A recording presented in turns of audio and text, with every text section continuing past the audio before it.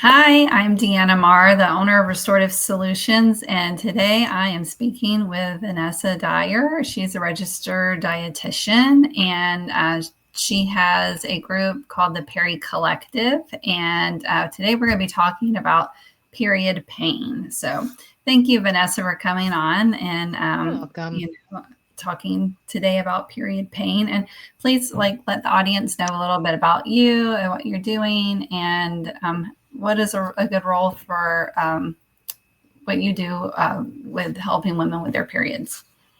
Sure. So first, hi. My name is Vanessa Dyer. So I consider myself a holistic dietitian. So I help women in perimenopause navigate changes in their bodies so they can feel better, be happy, and enjoy life because perimenopause is a roller coaster, especially in this day and age where I just feel like healthcare is getting worse, to be honest.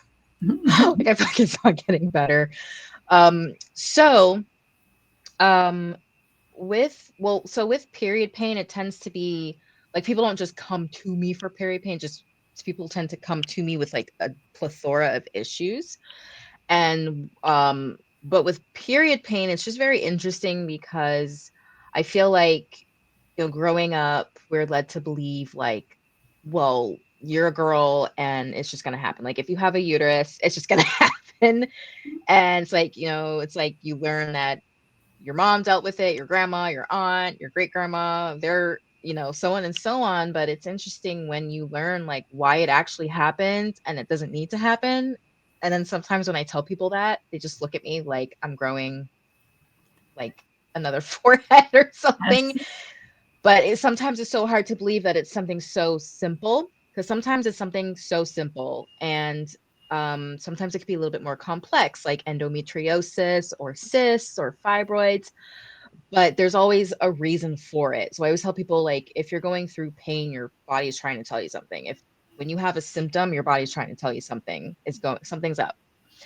Right. So like um for I want to say like even for like 2 3 years, I was trying to get my friend to understand like if you're having pain like the first day or like the first 2 days of your period, most likely it's because you're not getting enough minerals, like enough electrolytes.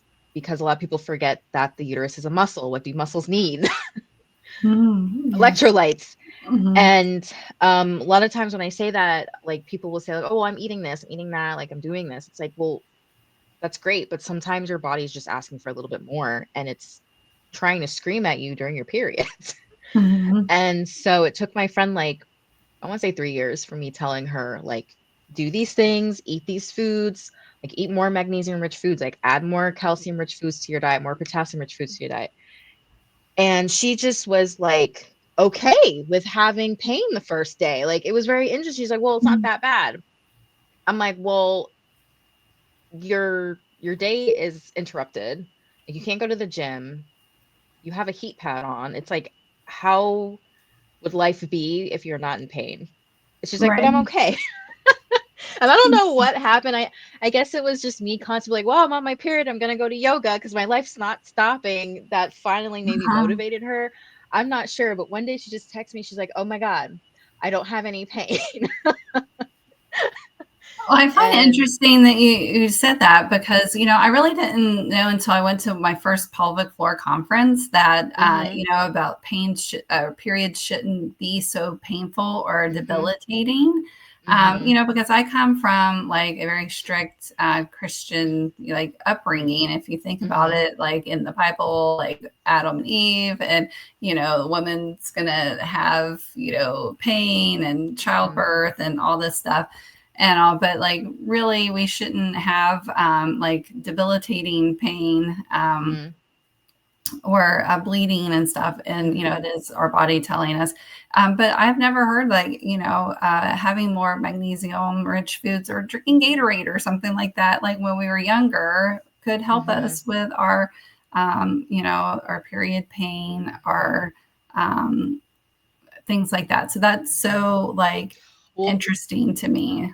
This is the yeah. Well, first the time I'm Gatorade, hearing yeah, Gatorade is more just sodium, which we don't have a hard time getting, so I don't ever recommend recommend that unless there's like vomiting or diarrhea. But it's three things I want to say people have a hard time getting: calcium, magnesium, and potassium. Sodium chloride is salt. We don't tend to, people tend to be okay with that. Mm-hmm. But my friend wasn't getting enough calcium rich foods.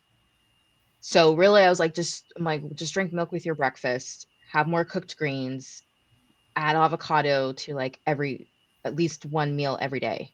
And that's all she had to do. And everyone is different, because when I talk to people like, tell me what you're eating, a lot of people tend to be missing out on that calcium and magnesium.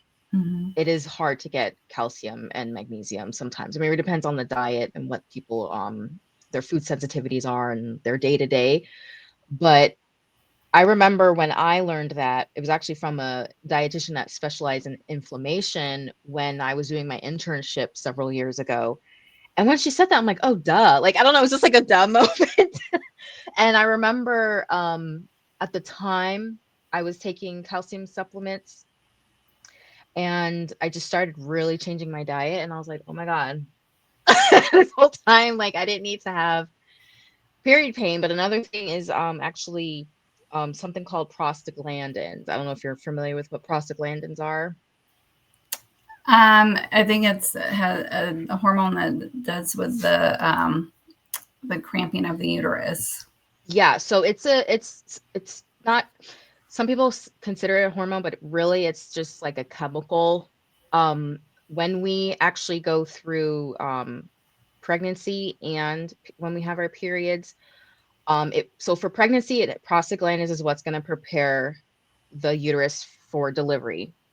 Um, and that's when it builds up, it can cause severe pain and actually nausea. So that's why when women first get pregnant, their body changes. So the prostaglandins help with that change, along with estrogen and progesterone changing. And then that causes the nausea in the beginning. And then some women at towards the end, like in their third trimester, will get nauseous again because their body is preparing for Mm-hmm. vaginal delivery. So the prostaglandins will raise up again. And when we have our periods, the prostaglandins is what going to tell the uterus to shed the walls, and that's what causes the bleeding. So it actually comes from a fatty acid called arachidonic acid. So I don't ever tell people, oh, eat low fat. Like, don't do that because hormones come from fat. We need fat. So what's actually funny is what's needed to process the extra prostaglandin. So when there's too much, it can cause severe pain or that nausea. Because even like for me, I would get a little bit of nausea before I changed my diet with my period, but like my sister, it was so bad she would actually vomit and like Mm-hmm. almost pass out on the floor. Her periods were that bad. So some girls do get really nauseous when they get their periods, and it's just so crazy because all it is just adding in, making sure you're getting enough vitamin B6 and omega 3s. That's what's needed to process and synthesize, like metabolize those extra prostaglandins, so Mm-hmm. we don't have that debilitating pain and nausea. Because the prostaglandins are going to get released, like that's inevitable. But Mm-hmm. like I was saying, when it's like too much for our body to handle, it just can cause So that's so discomfort. interesting that like if like really it comes down to that, then why doesn't Hmm. doctor when we go to the doctors are saying, hey, like why don't you add Hmm. B6 or the omega threes to your diet? Like what are like we could be so much better off than if doctors actually had time to spend with patients and like Hmm. really find the root cause of things to educate us so that we can be better prepared Yeah. for life. Well, like I tell people, like as you know, doctors are medical professionals. Um, and I don't think like they should even actually be really talking about um nutrition and dietetics. I think what should happen is they should refer out, but that doesn't happen, as you know. But doctors only get about 2 hours in nutrition. It's very basic. Mm-hmm. It is super, super basic. Because even like I'll go to the doctors with my boyfriend, I have to bite my cheeks Like that's to not Yeah. say anything because it's so frustrating. Like just like that in-person experience, and even like when my personal experience for years dealing with my health issues and doctors not helping me. That's why I became a dietitian. But Mhm. just even also like when I talk to people, I talk to people I would say pretty much every day during the week. And it's like, oh, the doctor didn't tell me this, the doctor didn't tell me that. And then like, I'm not surprised. Yeah. I'm not surprised. But that's not their role. And Right. it's also out of their scope. Like nutrition science is out of their scope unless they, go out of their way to learn it, go out of their way to absorb that knowledge. Like Dr. I always forget her last name for some reason. Dr. Mary, I think it's Haver, the doctor that specializes in menopause. Mhm. She does talk about diets and food and sometimes like that, but um, really, I feel like that should be always a dietitian speaking because that's what we go to school for. That's what we get our continuing education credits Mhm. in. That's our life. So just I mean that's just how I feel. Right. Basic things, yes, I think that's okay for other people to explain. Like I'm sure you talk about water and fiber. That's I don't have a problem with that, but going into like deep detail, especially like nutrition counseling, I feel like that should be left to nutritionists and Yeah, dietitians. I never pretend like I know I'm some basic stuff and whatever Hmm. to give you a good like stepping stone, but yeah, I'm not Hmm. like a dietitian or a nurse in that regard. So I, defer to somebody that knows more about that. And that, unless I like, really deep dive and, Hmm. get a specialization, like certificate or something. But okay, so like what foods then? You said B6 and omega Hmm. 3. So like B6, what foods am I eating to get more of that in my diet during that Yeah, time? so if so the B6 is found in a variety of foods, and that's the thing. Like you need to be eating a variety of foods, and that's what I noticed. Like a lot of people, even myself, like I used to eat like the same. I used to eat the same breakfast like straight for 5 years, so I completely understand. Like everyone, I feel like everyone does this. Even I feel like dietitians, like we get into this habit of just eating the same food every day for months and like years. Now, I'm not talking like I'll eat the same foods for that week because I meal prep, but like I rotate what I'm eating, each week. But like B6 is going to be found in protein foods and also dark green leafy veggies, also avocado. I believe also pistachios, if I remember off the top of my head, because I just did a YouTube video on it. Pistachios, so some nuts, but like just making sure someone's like getting a variety of foods, a variety of colors. Um, Omega 3s can be a little tricky because it's really only found in it's found in like really expensive foods, unfortunately. Like the fatty fish is so expensive. Um, and then if someone is allergic to fish or they just can't afford fish, then they would do supplements or chia seeds, flax seeds, hemp seeds, and walnuts. Those are all very expensive. Mm-hmm. But as of now, and also algae. So as of now, those are the foods that have omega 3s, like unless, a new food is discovered, but that's it. So, I mean, well, I want to say flaxseed actually isn't too bad. Ground flaxseed actually isn't too bad. You actually don't even need that much. Like a tablespoon a day will give you about 1,200 milligrams of omega 3 ALA. Um, and that's actually not, I want to say actually that's not too expensive, but it really depends also where you go because I get mine online and it's like $3 for a huge tub and it lasts us a very long time. Mm-hmm. But not everyone can afford fish oil supplements, and then the vegan DHA, which is from algae, is going to be expensive. And hemp Mm-hmm. seeds are so, I don't know if you've ever seen hemp seeds, they're so expensive. I've seen them. I haven't like purchased They're them. they're so expensive. Like for me, Um, I don't eat fish, and then mhm, because of my history with my aortic valve replacement, like I'm very limited. I uh-huh, can't eat dark leafy uh, vegetables. mhm, So for me to get nutrition, like I'm one of those that can only eat like I'm very unfortunately regimented to what I'm mhm, allowed to have to mhm, maintain with my medicines and stuff. So, mhm, maybe I'll have some walnuts or whatever, mhm, like some of those things. But then it's like, how much do you have to eat of those mhm, things to mhm. supplement what you're not getting for like the green leafy green leafy vegetables and stuff. Yeah, that's why I usually recommend like a high quality women's multivitamin just to fill in those gaps. Um, but like someone like you that might, not need that extra vitamin K, then that would be like something. Then maybe just a B complex. A B complex should have all 8 B vitamins. I've seen some that have like 4 or 6. I don't get that. But it should have all 8 B vitamins. Um, but that might be someone that might benefit from that. But yeah, I mean, it could be tricky, especially, the cost of food going up and produce and those healthy fats and like nuts and seeds are can be expensive, and it really depends on where you live and grocery Mm, stores near you and stuff like that. But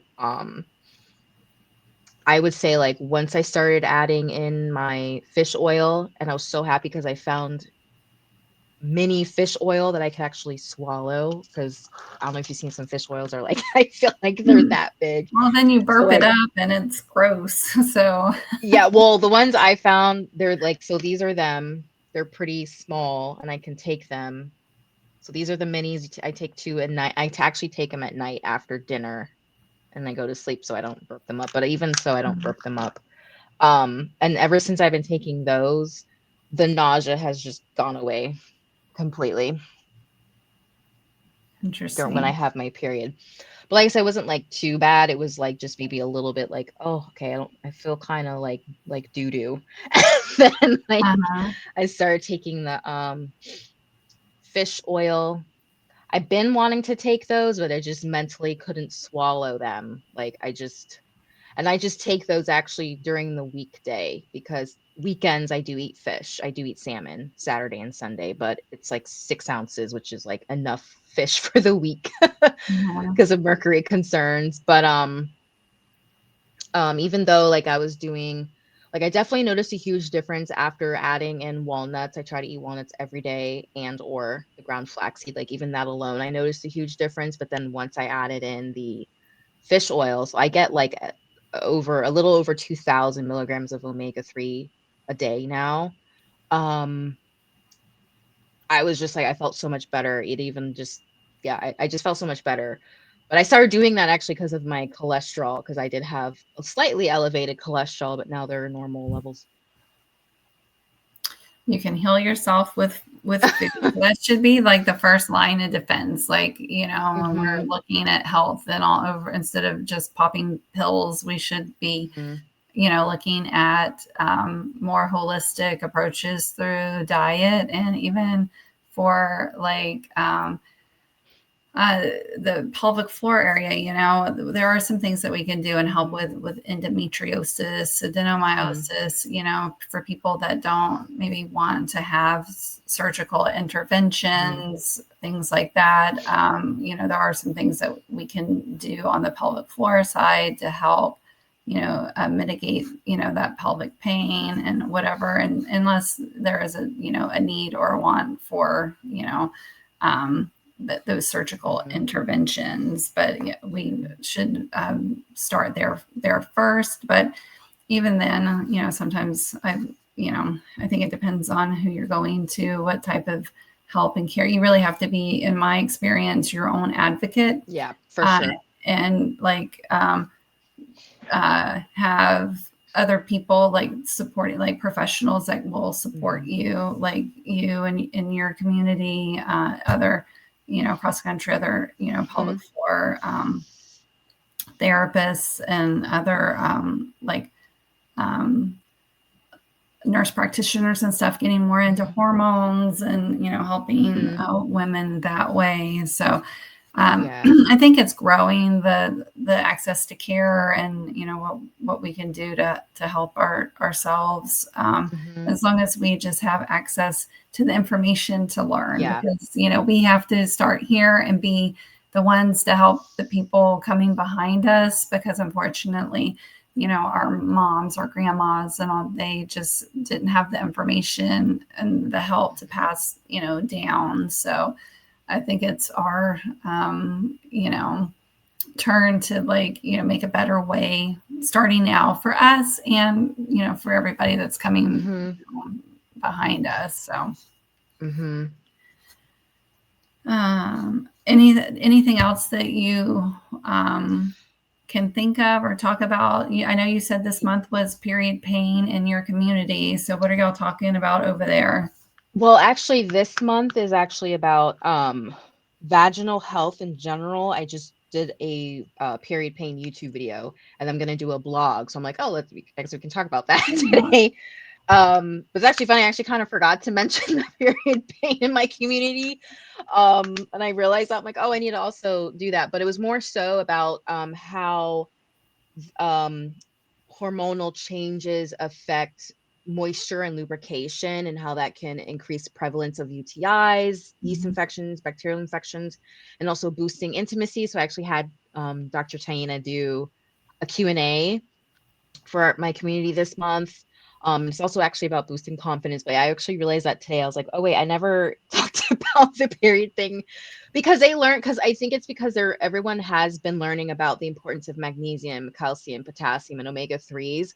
But I do need to also be like, hey, also just FYI, like we're doing this for our heart, our brain, but also all these Mhm. things, also our bones. So it's like so magnesium does a lot of things. It wears a lot of hats, but they've learned a lot about magnesium so far this year. But it's like you know, all of these things we're doing for our brain, our mood, our bones, our heart.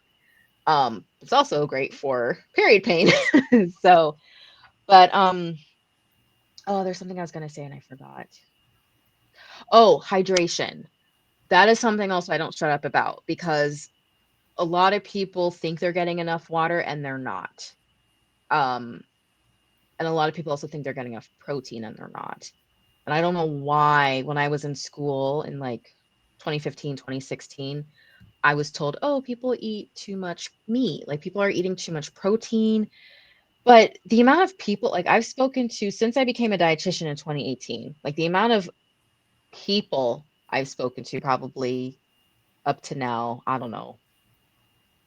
I feel like it's like 500. I don't know. I feel like it's 500, maybe more, maybe less, but definitely in the hundreds. A lot of people, even myself at one point, I was not eating enough protein.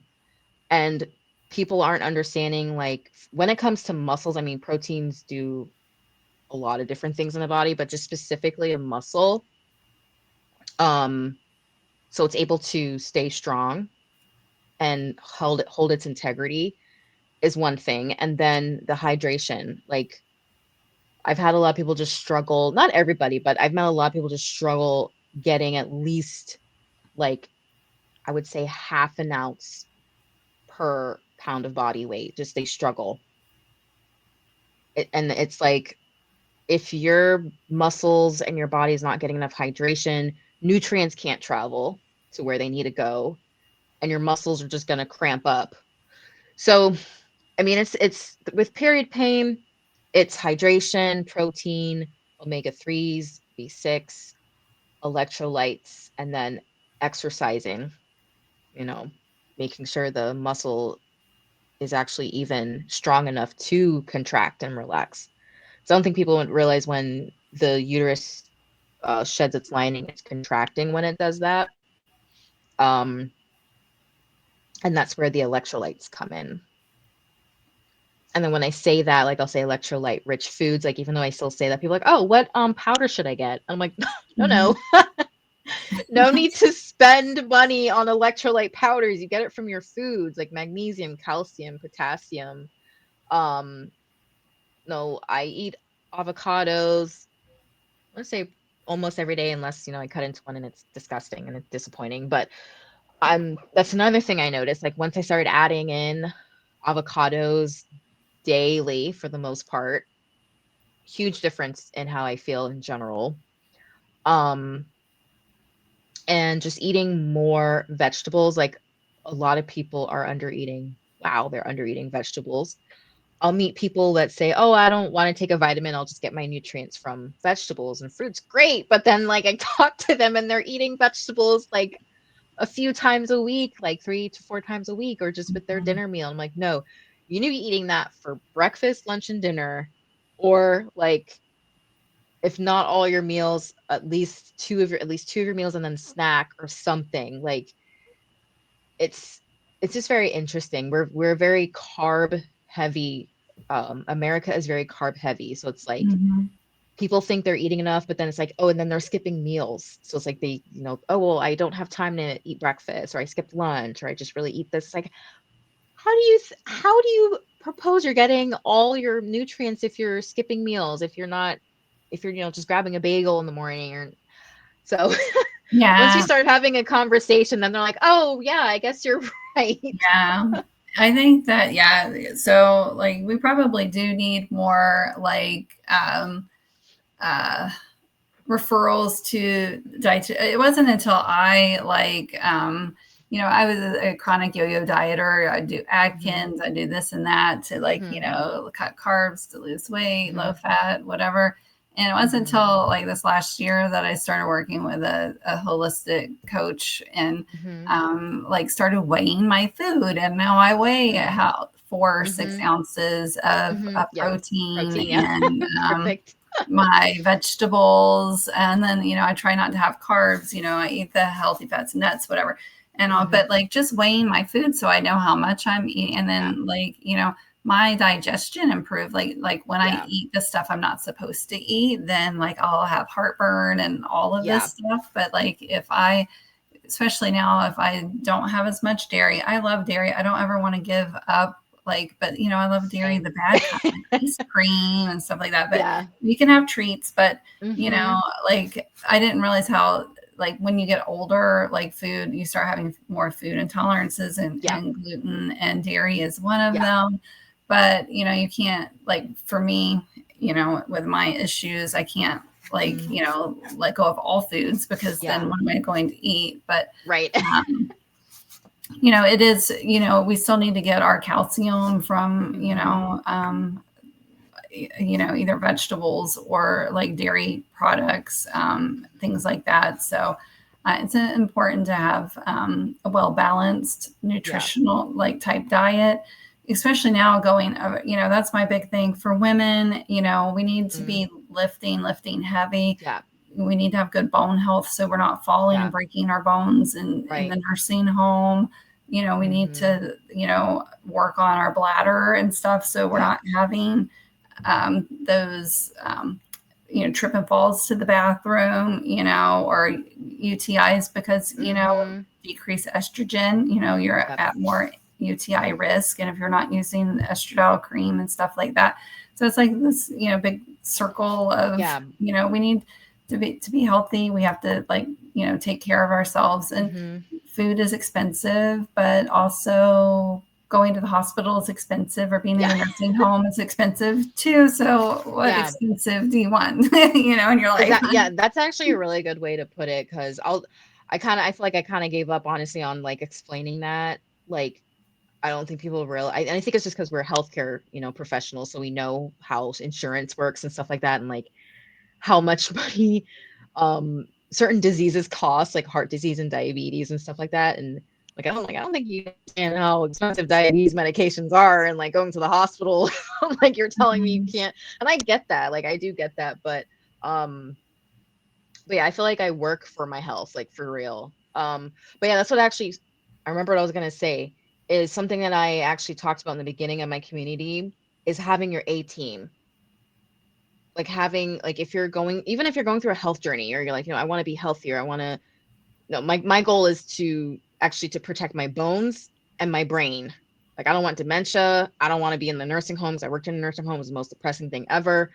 And having an A team, and it's like, who is that? Is that, nurse practitioner? Is that a chiropractor? Is that a physical therapist, an OT, a gyno, a dietitian, acupuncturist, even an esthetician or something, like having a team of different people who you can go see for your well-being. Because I mean, I believe everyone at least once should see or talk to a dietitian, just because, like, even when I was a student, even when I was a dietitian student, and I'm glad my teacher did this. Like, my teacher was like, okay, or my professor was like, do a 3-day food journal. Wow, was I missing? And that's when I realized, I'm like, oh, I'm not getting enough protein.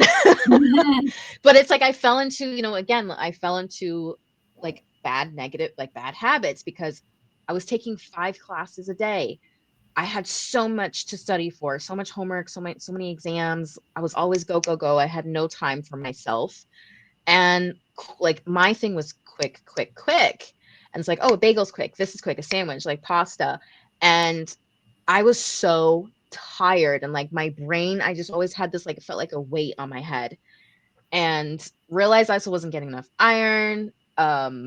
My professor's like, Vanessa, you're not eating like any protein, because I was always starving. Like, I was so hungry. Also, my cortisol levels were high just from constantly being in fight or flight for 30 years. And so once I kind of like I changed my diet, I want to say actually like back in 2019, 2020. And that has been so amazing. And I always tell people, like, there's always room for improvement. Like, dietitians are not perfect.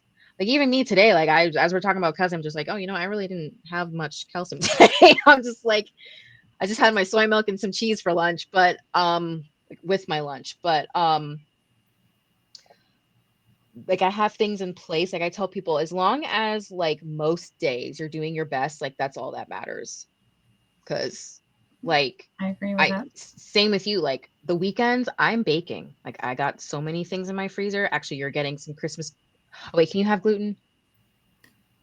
I do eat gluten. I shouldn't, Okay. but I do. Oh, um okay, well, we'll figure it out, because I have you on the list to get to mail Christmas goodies to. I will um send them. My family will eat them. So okay. Yeah, people who don't live near me, I mail them cookies. Like, I have a friend in Miami, a friend in Broward. I mail them Christmas goodies, like cookies. And I did that to someone who lived in Orlando last year, but I think she moved again.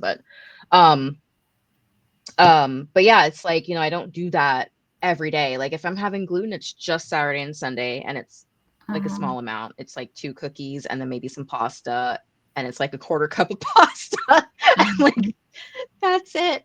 But yeah, I used to my diet has completely changed. But going back to what I was saying, anyways, with the A team, like having your A team, it's like, hey, what health issues are you having? Who can help you?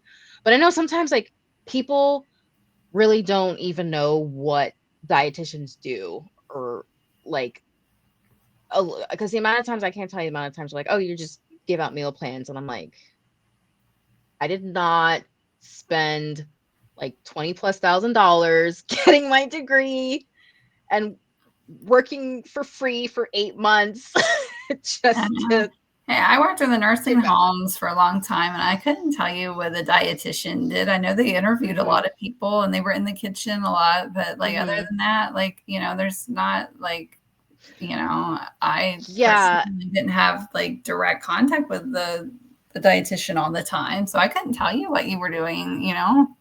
Yeah, and honestly, that's like not the best place to really highlight our skills, because it's super limiting. Like, and that's another reason why I hated it, because it was so limiting. Like, I when I first became a dietitian, I worked with prenatal, postnatal, like and lactating women, and also in child nutrition.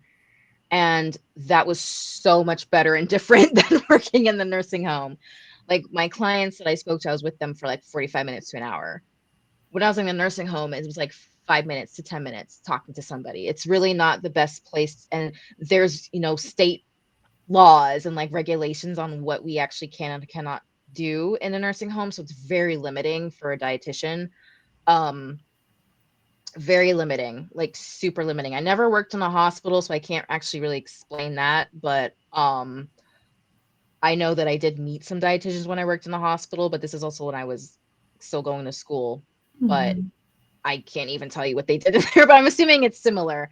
But yeah, in a Mm-hmm. nursing home, I mean, it's really just focusing on people who have wounds, tube feedings, and then significant weight losses. But even with that, it's like if the person is not able to have like a conversation with you, there's only like so much you can do, and you're working with what the kitchen has and what they're able to do. So when I was doing my internship um in a rehab, a skilled nursing, and a assisted living, the kitchen was had like actual chefs that went to like, what's it called, like cordon bleu, like they were actual chefs, and they would even make like these high calorie, high protein shakes. I've been in some nursing homes where they're just reheating food. Like they're Yeah. just reheating like frozen food. They're very limited with what they can actually do and Mm-hmm. the, products that they have. So it really depends on the organization with the nursing home, but like we work with what we have. So like what the nursing home I worked at, it was a VA nursing home, and they had supplements, and it's like we would say like add extra butter or add double portion. I mean, it was super limiting, and I hated it so much. But with I love women's health and like perimenopause and menopause. There's just like so many things, and it's like working one on in a group setting and like one on one with someone is so much different. It's so much more rewarding, and Mm-hmm. it's just so much more helpful and beneficial also for that person. But really, I mean, the highlight, because I've actually never done a meal plan ever for anybody. What I specialize in is helping someone make behavioral choices so they can stick to their goals and have long lasting results. Because if I'm just the way that I am, some people meal plans work for them, but it's like if someone is really struggling to lose weight and they're really struggling to figure out like what to eat, especially if they're coming from a background of yo-yo dieting or eating disorders or instigators in their family, like, oh, just eat it, just eat it. I've had that Mm-hmm. experience. Um, that is a mental, like that is a lot of behavioral and mental things. So what is a meal planning going to do? If I just give you a meal plan, be like, oh, well, eat these things, but you have so many barriers and you can't um mentally like make that decision to be like, well, I'm just going to eat this instead. What is a meal plan going to do for you? Nothing. Mm-hmm. So my thing is like digging deep down into like what is the actual root cause of this behavior. Why are you actually doing this? What is the actual need? And working, giving out tiny, small goals, small baby steps at a time so someone can reach their bigger goal. Because I always tell people it's better to slowly reach your goal than to never reach your goal. Because I see people like trying to like just go head first into a big ass goal, and it's like, how are you gonna? It's like, okay, it's like let's say someone is skipping meals, eating fast food, getting takeout. Never like maybe for holidays. And I've met people like this for holidays are just eating vegetables, but then you're going to give yourself a goal to eat vegetables for breakfast, lunch, and dinner. That is too big of a goal. It's like, let's start off small first. All What right. you can do that works for you in your day to day life first and your busy schedule, not just diving deep into it. But um, I would say, like, my favorite thing though is like when I talk to people and then they've learned new things. They're like, oh, I never heard of this. And it's like, my doctor didn't tell me this. I'm like, well, your doctor's not going to tell you that. And just also the like a lot of people don't know that there's a lot of side effects to medications. Like pretty much every medication has some type of side effect, whether it's small or big. Mm-hmm. But like for example, my boyfriend, he's on antidepressants. He changed his antidepressants, and out of nowhere, his cholesterol and like triglycerides went through the roof. And I'm like, what the heck? That is so weird. Because since I moved in, he's been eating a lot better. Um, and I'm like, that's weird. And also weight gain. And I'm like, that is so strange because I'm telling you, like when I first met him, he would eat like he would skip meals. He had this ramen every day for lunch. He I remember he told me he ate like a 6 pack of donuts for lunch one time. I was like, okay. And I mean it's his diet has changed completely. So it was weird that his triglycerides were going up and I'm like, what has changed? And I'm like thinking so hard. I'm like, what's changed? I'm like, what changed besides, eating better? I'm like, oh my God, his medication. So I Googled it and it's a side effect that it can cause cholesterol levels and your lipid panel to go high. So I Hmm. was like, okay, this is what we're doing. Let's add in walnuts because he was already doing fish oil. I'm like, let's add in walnuts. Try the ground flaxseed in your oatmeal. Um, Completely remove the bread because sometimes he was doing like sourdough with peanut butter. I'm like, you're not doing that. I'm like, just stick to the oatmeal. Um, and then um, I used to make like pancakes on the weekend and like waffles on the weekend. I haven't done that in a long time because his triglycerides were in the 500s, which puts him at risk for pancreatitis, Mm. um, and diabetes. So I was like, uh. So another thing is like I forget, like we actually eat completely different. He does not eat like me. He thinks I'm weird because I eat vegetables in the morning with breakfast, um, and he doesn't exercise like me. So it's like we still have different lifestyles. Uh-huh. Um, I mean, although like on the weekends we eat similarly, but I'm like, okay, well, now we're eating this way. I'm gonna give up my pancakes and stuff like that. Another thing is he wasn't taking any statins or anything like that because he was switching doctors. It was this whole thing. But a lot of people don't know, like a lot of like heart medication will deplete your COQ10. It'll make you really tired. Metformin depletes B12. That will make you really tired. Mhm. Um, Antacids can make you anemic. It can deplete or can prevent minerals from being absorbed, like iron, potassium, magnesium. So, doctors will just prescribe all these stuff, and then people are like, I They feel don't like shit, and I don't know why. they don't It's follow like, up or tell you to go see a dietitian or whatever to like help mm, you with your diet and stuff. Well, this has been like really eye-opening in more ways than one about how food and other like vitamins and minerals that we need to add to our diet to help us with things that we um, are just our daily lives. So mhm. I thank you for coming on and talking with me about this. And, obviously, I feel like you know so much more, about things and than I do. And, I would love to chat again and get your takes on some other things that it's related to women's health. And how do people like contact you or like find your group, the Perry Well, I Collective? got a new website. Okay, yeah. So, my website is theperrycollective.com, PERI, so like perimenopause. I didn't want to do PERRY. I just thought that was weird. But I know some companies do that. I just like I don't want to do that. So it's theperrycollective.com. My blog is also on there. My business number is also on there. My email form is on there. So you can fill out the form. It'll go to my email. I also have but my YouTube is actually my name. So it's actually Vanessa Dyer, RDN. Um, yeah, I'm not active on Instagram anymore. But I mean, people can chat with me on there. I still have my profile and I can chat with you on there, chat with other people on there, but I'm not posting or anything on there. But Okay. um yeah, my website I would say, and then my YouTube if people want to visit that.